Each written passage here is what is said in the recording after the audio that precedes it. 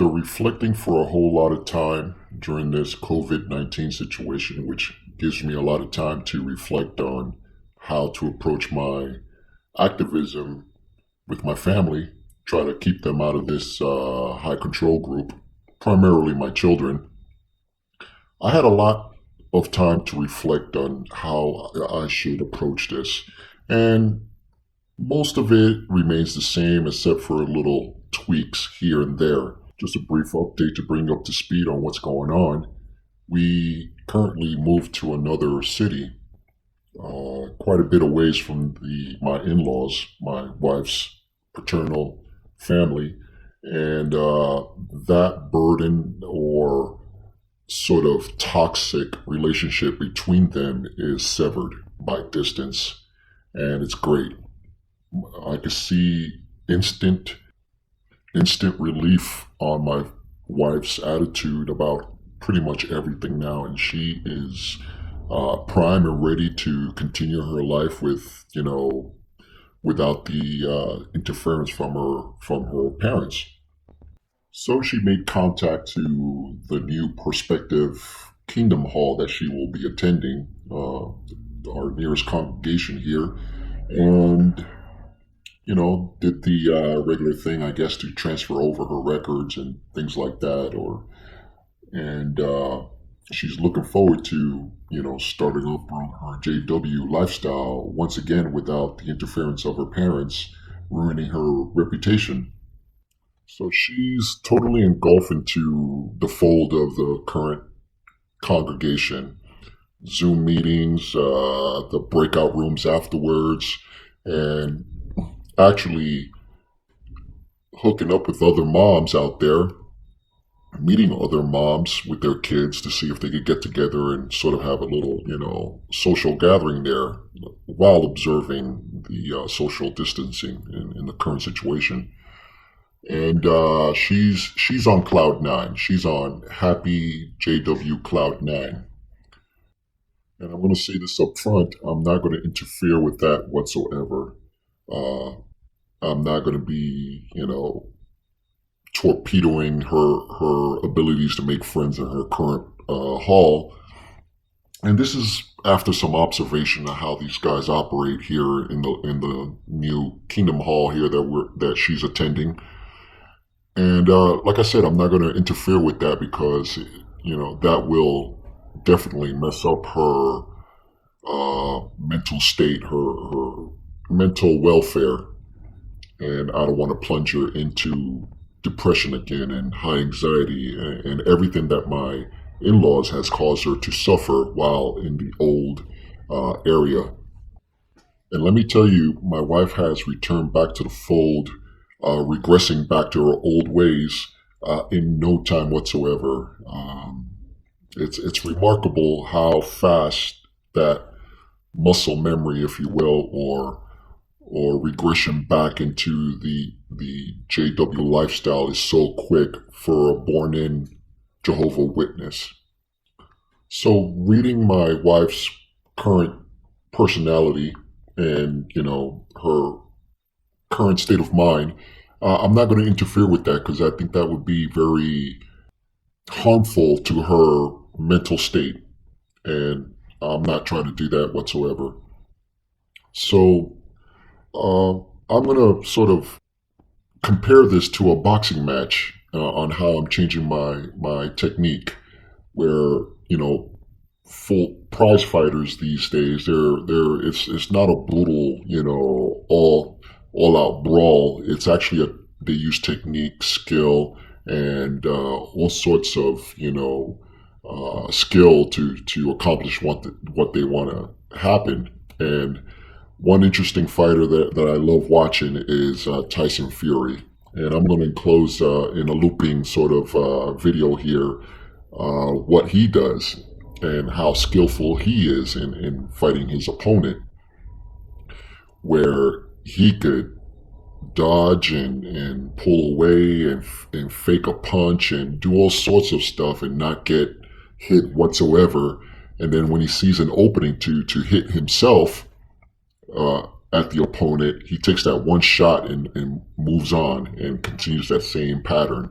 That guy is masterful in his craft of boxing. So that's my sort of inspiration in how to approach this particular situation that I'm dealing with now. And so I'm mixing in Tyson Fury's technique symbolically with what India's Gandhi and the United States Martin Luther King approach to activism, and that's nonviolent, of course, but being highly passive aggressive, just using the game against, using the rules in the games against who you are protesting against. I'm not going to divulge all of what I'm doing. I mean, there's so many facets to it, and there's a never ending sort of, you know, laundry list of things that you could do to frustrate a Jehovah Witness elder and above. Uh, that would make them look kind of crazy, and you like, what's the problem? I'm following the rules here, type of situation. So I'll just divulge a couple of tactics, but not what I'm going to be using, but something similar to this effect. Like I've said before, I'm going to try to attend every single meeting that my kids attend and sit there and listen and sort of formulate a rebuttal to whatever they're trying to teach that particular session. So I could go back afterwards in the privacy of our own home and talk to my kids and say, hey, what those guys are saying up on a stand is kind of bogus, because look at the Bible here, what it's saying about a certain situation. So it's sort of going to be a debriefing of what they are listening to on the stage with my personal sort of interpretation of what they try to get at. So, like a small gesture of silent sort of passive aggressive activism that I could do here, which I'm not going to do in this particular hall, is grow a beard. You could grow a beard, be worldly, and sit down and join the meetings and just grow the biggest mountain man beard that you could grow, and maybe even braid it into a Viking, style. That would definitely, get their goats going, without them having to say anything to you, because you're not in their fold really. You're worldly, you're joining your family in the service there. And like I said before, it's going to be passive aggressive on my part here, because I'm not going to hall crash or try to answer a question, or participate in any way, but just sitting there and reading a book or listening to my iPad or something like that, and just be there. And just being there is going to be a thorn on their side, because you see this Kingdom Hall full of people dressed up in their Sunday's best, and then there's you with a big burly mountain man beard, just not fitting in, and being as nice as pie as you can be, respectful, polite. It's that could drive J.W. Elder up the wall. And of course, he's not going to say nothing to you, but he's going to go behind the scene and talk to your wife or husband about, your appearance. And of course, in the Bible, there's nothing against beards. If anything, they want you to have a beard in the Bible. And also, the Apostle Paul, I think, in a verse in the Bible says something about being, inwardly good, and not being outwardly, disdained. I mean, it's like your clothes don't matter. It's what's inside that's important. And I'll annotate a Bible verse there to kind of show you what I'm talking about. And listening to the comments that I've received on a couple of videos ago about sort of my new beginnings in this new hall and what my strategy then could be, was this one sort of thing that I was going to do that might jeopardize my whole plan, and is if, challenging them on the sexual abuse allegations, and what are they going to tell me if there's a pedophile, and, challenging them on that particular case, and letting them know that are you going to tell me because out of the kindness of your heart, or do you have to ask permission from the branch to tell me if there's a problem in your local hall or other congregation in that area, which they do have at least one that I know of for sure. But if I do that, that might run into the situation of having myself marked or my wife marked as bad association. And that's just going to derail my whole plan of debriefing my kids on the situation that they're presenting on the stage. And my wife will probably soft shunned, and that would just start the cycle of mental abuse to my wife because she'll go back to being anxious and depressed and things like that. And typically that would be a good, quick sort of like all Jehovah Witnesses are the same sort of situation where, it happened in our last hall. Now it's continuing on this Kingdom Hall as well, being soft shunned because of, whatever they deemed not appropriate, even though it really wasn't. I was just asking questions about what's the current child molestation policy or situation going on in this particular hall. And by the way, I read your Shepherding the Flock of God book as well. That's just going to bring undue sort of aggravation to my wife. My wife will be penalized more than I will, and I think that's not a proper course of action at this time. As far as the danger level, having a child molester possibly in the hall or someone else nearby with my kids are well versed in what to look out for as far as child molestation. And I'm currently training them and sitting down and telling them about the tactics of being groomed for abuse by a child molester. So that is part of my sort of education with my kids that I'm having too, and honest, open conversation I'm having with them as to things to look out for. And of course, every time they go to the Kingdom Hall, I will be there. Wherever they are located, I will be there. I'm going to demand to be there in whatever Bible study they're having so I could be the Berean person there to see if whatever they're saying matches up with the scriptures. And also watching them while in, the Kingdom Halls whenever they open, or parties and get-togethers, or I'm going to be included in all the social aspects of their lives until they're old enough to realize that, whatever they come to realize at that time, hopefully with my input in the briefing of everything that's going on, the difference of opinion. So I think being somewhat combative in the beginning and challenging in the beginning would derail those plans if I just come on too strong. And I think that the best course of action at this time would be to, take a back seat and do the Gandhi, Martin Luther King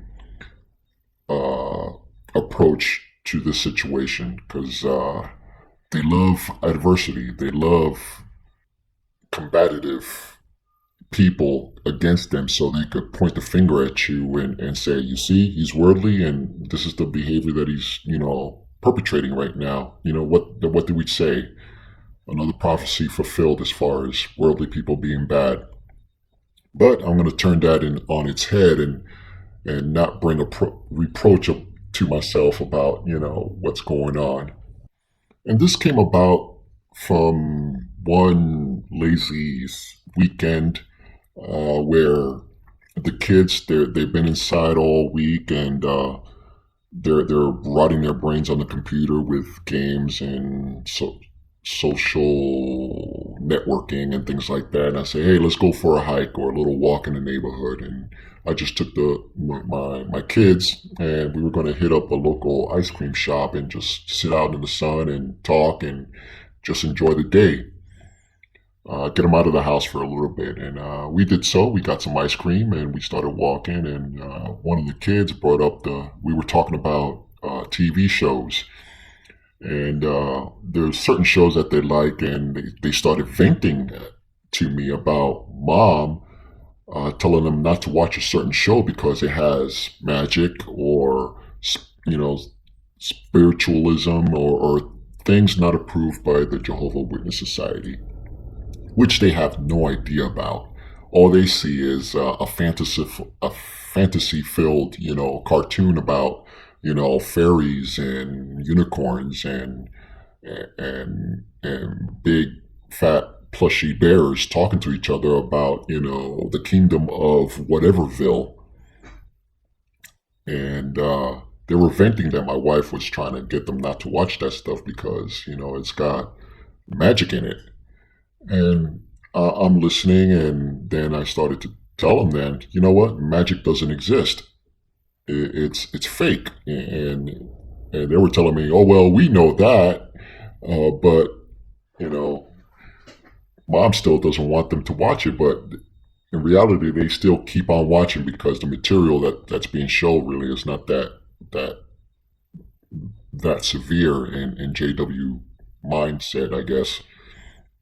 And they're thinking for themselves. They're looking at what they're watching and analyzing and say, well, magic doesn't exist. This is make believe. I can't determine what's fake and what's real. I mean, I'm watching a cartoon. This is the attitude of both my kids are having. And then from there, it went off to other subjects that were somewhat JW related as far as prohibition against certain stuff, but mostly was entertainment on the TV and on the computers as far as watching appropriate JW appropriate materials. So I showed them that I took the opportunity to kind of explain my point of view of things and saying, hey, magic doesn't exist. It was magic. I think the last person or entity that was able to do any sort of, miraculous abilities was Paul the Apostle. And so there I sort of interject a little bit of Christianity into it. And just to show my knowledge of the Bible, I guess, and to say, hey, he was the last guy that was able to heal people and cast out demons and things like that. And after Paul the Apostle, that was it. And nothing has happened since for 2,000 something years, whatever year Paul was around. And anything that you see on TV, hear about, or whatever, it doesn't exist. And I'm sure I could find a Bible verse somewhere stating that fact that it ended with Paul the Apostle. And that gave a shot of confidence to my kids and sort of like the go ahead and do what you were doing anyway, as long as they know what's real and what's not. So in this particular example, I could see how critical thinking on their part, which is not squashed at all. If anything, I encourage it quite a bit. And they're thinking for themselves and say, Dad, you got a point. And I'm not saying anything that's, against anything at all, except, use your mind, use your critical thinking skill, and know what's really being said or what's true. Look it up in the Bible just to see what is appropriate and what is not. And this is not, or it is appropriate to a certain extent. So with that was sort of one of the many debriefing, like I was saying, about JW theology or culture. I would call it more of a culture, debriefing that stuff and to contrast that to what the Bible really says about that particular subject, and to have them have an educated sort of critical thinking choice of what is right in their mind, and to bounce those ideas between me and them and their mother too, my wife, as well, to explain why they think mom is just following JW unfounded fears of spirits and demons and inappropriate TV entertainment watching. Totally tasteful about it, and not confrontational about it. And the one thing that you have to sort of, I think, in my opinion, is to back it up with a real Bible, not the New World's translation, but read the. I'm sure you could find a verse about it in the Bible that would back up your claims, and to the point where, don't take it to the point where it's out of context of what that particular verse or Bible quote is saying to fit your behavioral sort of modification of your kids' behavior, but use it in context of what the Bible is actually saying. Don't do what the Jehovah Witness do and take things out of the Bible out of context from one verse and apply it to another verse and another testament, that either the new or the old, and mix them together to come up with this idea that Smurfs and spiritual cartoons or, fantasy is bad for you, kind of like birthdays. So that is pretty much what I'm doing here, and I see big positive results with that with my children. Like I said before, my wife has drank the Kool-Aid so much that she's pretty much bloated with it. So I'm not going to waste my time with try to convince her of anything. I'm just going to save it for the kids. Oh, by the way, this new Kingdom Hall that we're affiliated with, they are love bombing like you wouldn't believe over the Zoom meetings, and actually sending postcards to welcome us to the neighborhood. One lady sent a little welcome aboard sort of postcard, and an elderette. And mind you, this elderette is married to an elder who was previously a circuit overseer or district overseer, one of the big wigs that's in charge of a lot, but now they're elderly or retired in a way, and they reduced their workload down to eldership, and that's pretty much it. They're super pioneers too, and my wife has become good friends with the wife now, so that's something to look out for on my part there. But nonetheless, when I'm saying that she is fully integrated back into the Jehovah Witness program, and she's, I would have to say, is sucking up to the elderette to bring favor to herself to the new congregation. And it's just, the Jehovah Witnesses are so predictable that you could see this happening before it even happens. Love bombing, that box is checked. And also, I could notice in her language when she talks to her that she's like ultra spiritual and everything, saying, "Oh, I'm just out here enjoying Jehovah's creation in the backyard." That sort of talk where I know she doesn't talk like that, but being in her people's company, she is portraying the wholesome JW image on her part to gain favor with her new congregation, which is understandable. I'm not knocking her for it. Uh, I wouldn't say she's a strong JW. I would say she's what they call a weak Jehovah Witness, or weak spiritually. But her attachment to the religion, I think, is more driven by the social aspect of it. She's more of a social B Jehovah Witness than she is spiritually. She cannot defend herself as far as their dogma if I challenge her on things like Jesus mediatorship, being mediator, and or him being Michael the Archangel. I don't think she could defend that at all. But I'm not going to challenge her on that. I'm just going to challenge my kids about that, and to have them defend it or prove it against the Bible. That's going to be my strategy, is concentrate on the kids. And the men of the congregation, I already sort of spoken to one that came by the house to drop off some paperwork to my wife.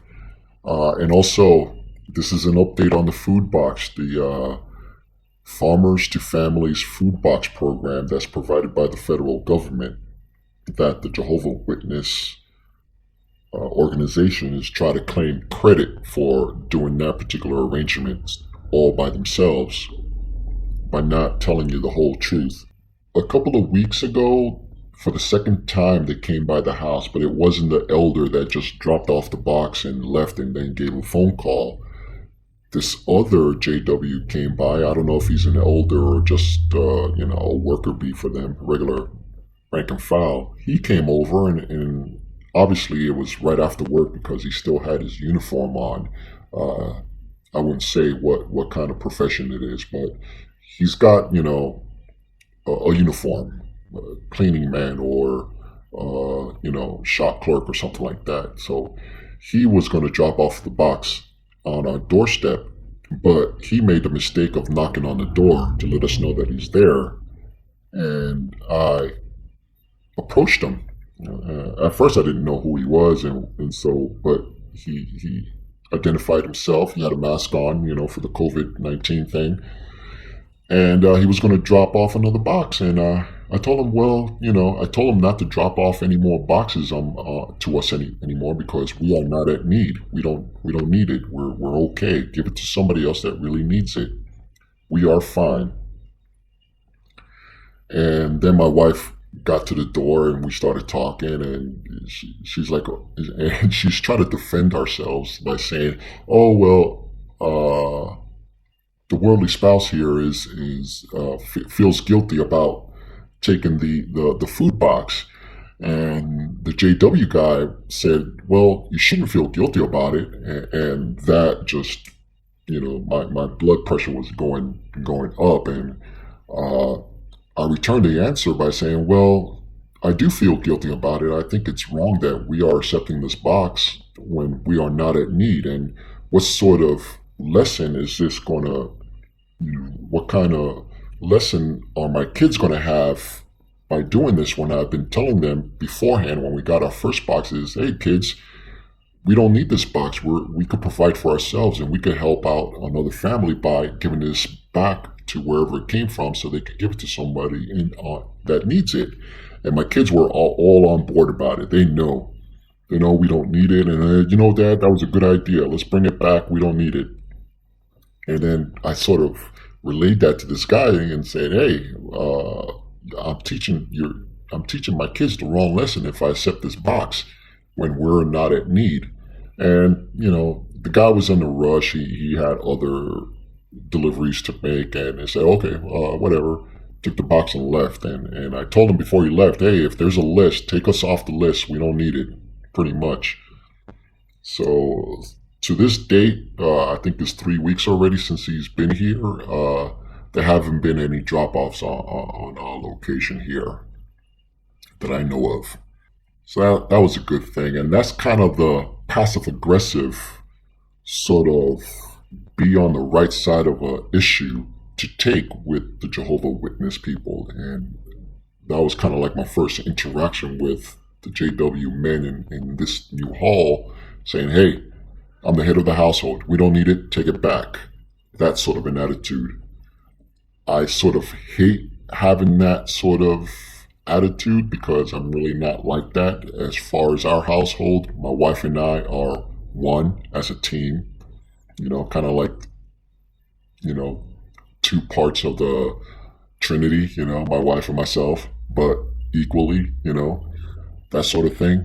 But with them, they don't understand that. They don't adhere to that. So you sort of have to take the head of the household sort of mantle when you're around them. And that would challenge their direct sort of authority. I don't know if that's a good word to use, but it puts them on notice that, hey, I'm going to be involved in this. Don't overstep your boundaries here. You got to set up those boundaries. Okay, one last update story here, and this is concerning the Zoom meetings now. And like I said, my wife is really into that now, kind of.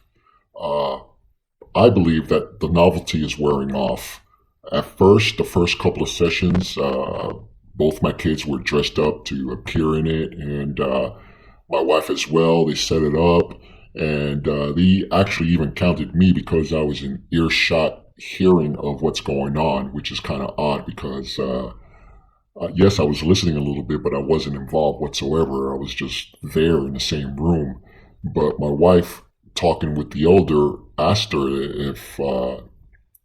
if I'm counted because I'm there in the same room, and the elder, desperate for more people to be counted or taking a poll, said yes, he's counted because he's there.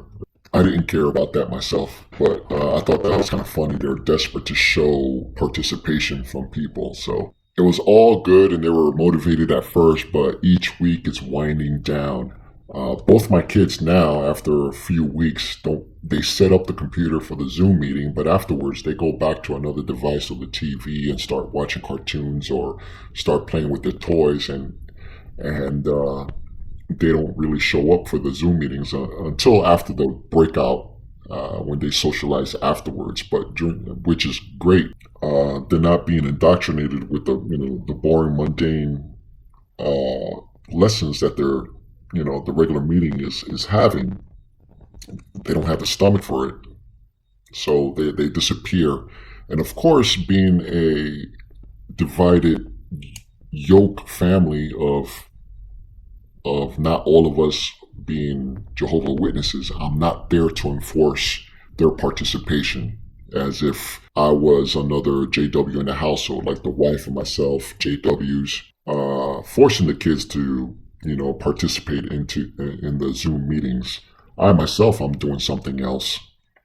I'm reading the Reddit XJW forum when their Zoom meeting is going on, so, or other things like that, or XJW videos on my part. And my kids, I don't enforce it. I say you could do whatever. You could listen to the Zoom meetings if you want. If you don't, you could do anything else that's constructive. It's your choice. I give them a choice, but I'm not there to enforce their participation in the Zoom meetings. And my wife, I would say she gives in a lot, so they could totally steamroll over her authority. I step in and put the law down when I need to, when things needs to get done. But as far as the spirituality aspect of it, it's a choice matter. It's a conscious choice, and they are old enough to choose if they want to listen to the JW meetings or not. So that's a particular current situation that's going on into the house. And I'm sure my wife is sad about it, but she doesn't push the issue. And she doesn't ask me to force them to join. She just tries to guilt them into listening to, like, saying something like, oh, God will be angry or sad if you don't, sit here and participate in the Zoom meetings, that sort of thing. But I think my kids are too old or hip to what she's trying to do there and do that. It's not working on them, pretty much. But there was this one situation where it was a Saturday, and they were actually having a Zoom service meeting, the day that they're supposed to knock on doors and things like that. Instead of doing that, they still show up in the morning, log into the Zoom meeting with their service group, the group that's knocking on doors with the elder. And this particular elder is the ultra old school elder that is there. That used to be, overseer of some sort. So he's going through his spiel, and he's relaying a message from the governing body that they have 3 points that the governing body wants to tell the rank and file out there during the service meeting. I'm sure it's prepared before. And there was these 3 points, but one really, I was listening to the points, and a couple of them were really bad as far as I could tell. But the second point to one of them was, and the governing body wants to let you know that because of the political upheaval and the riots and demonstration against injustice and this and that, pretty much the whole bottom line of that second point was not to participate in politics in that manner. No demonstration, no, don't do this. And they gave a a Bible verse to justify their claims, and you would get the picture. Pretty much stay out of the demonstrations and things like that. Don't participate. That's not your place to be. So I heard that, and I waited till everything is over, and she locked off. She got into comfortable clothes, and also this particular meeting was to talk about addresses and stuff for them, sending out letters to the people in the neighborhood, and they were talking about that.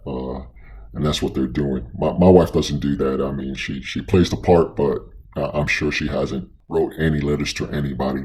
But anyway, afterwards, I got on the computer, and I knew there were verses about justice in the Bible that counteracts what they were saying about that, verse or point that they were trying to make, or the governing body was trying to make to their congregants, not to get involved. So I looked up the verse, and I told my wife, I say, hey, look up Isaiah chapter 1, verse 17.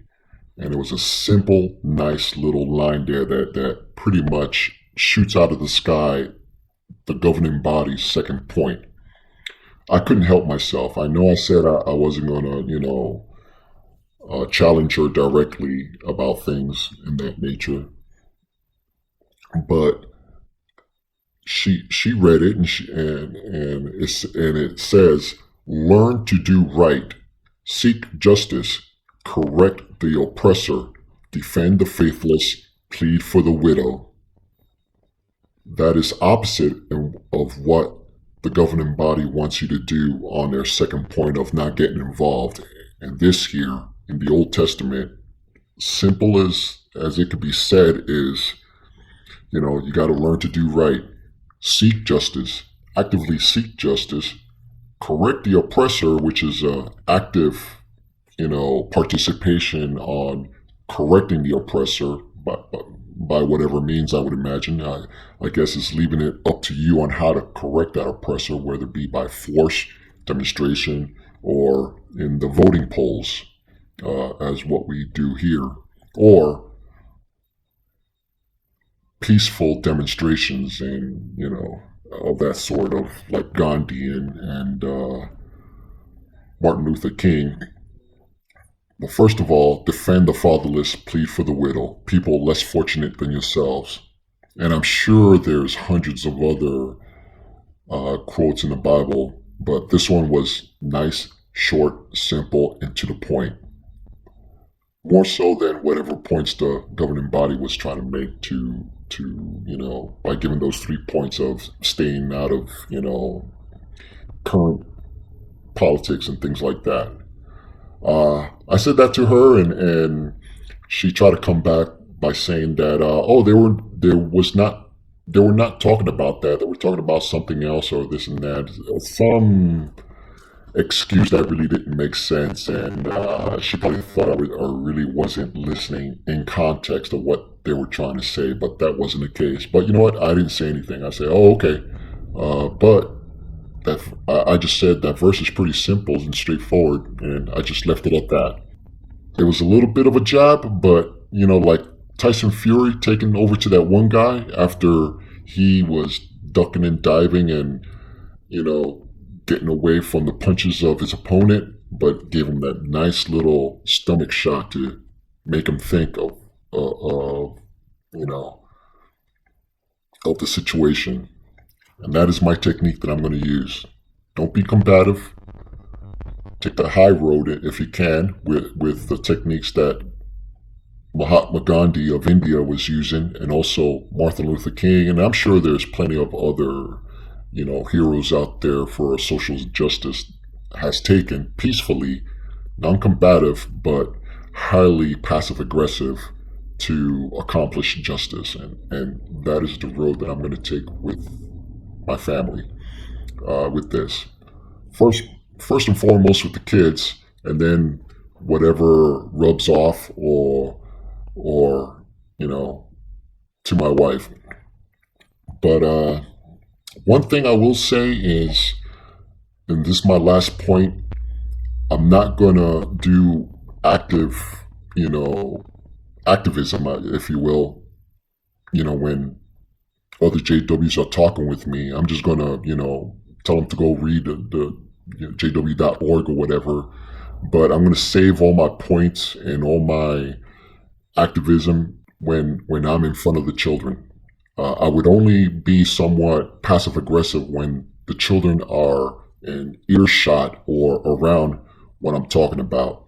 But any other times with that, it'll be a nice smile that I'm going to give, a really, politically correct answer to whatever they're asking, because they ask a lot of questions to see where you're at, mentally wise, and, get into your business. But it's just going to be peaches and pie and everything nice, and I'm living the life, a happy life, unlike what you may think. But when the kids are around, then I hit them with the hard questions, passive aggressively, and so that kids could hear that and make a determination, or use their critical thinking skills and show that message of do not be afraid of these grown-ups, especially the elders. They have no authority, and I'll let you know how it goes.